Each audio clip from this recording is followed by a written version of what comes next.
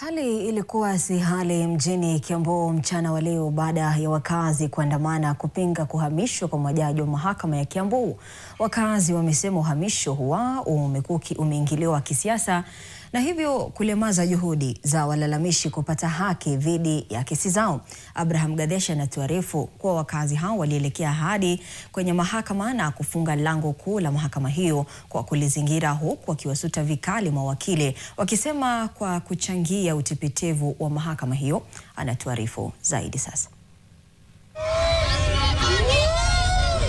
Shughuli za mahakama zilisimama kwa muda mahakama ya Kiambu baada ya wakazi kuandamana wakilalamikia kuhamishwa kwa majaji.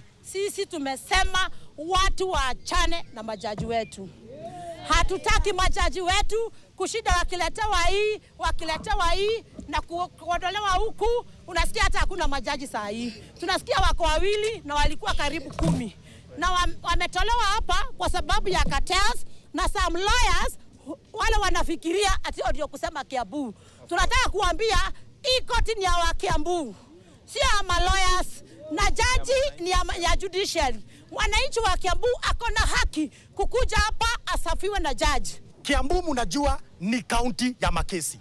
Kuja hapa kutoka Monday up to maybe Friday. Hapa kuna janga makesi, kwa zile notice board unaonanga kumejaa namba za makesi. If we have less judges, what do you think will happen to these people? Before we even talk about the number of judges who are left here, we have a backlog of cases. Kesi si kama kitambo ilikuwa inafanywa ati ni mention na hearing inaenda haraka.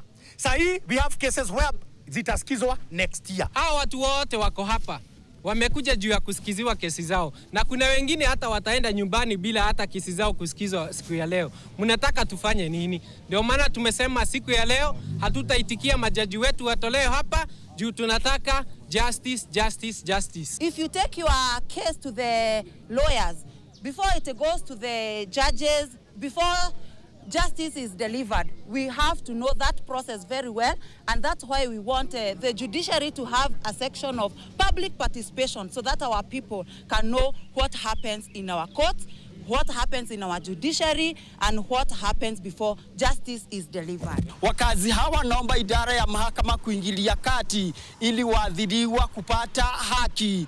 Abraham Gadesha, NTV mashinani kutoka kaunti ya Kiambu.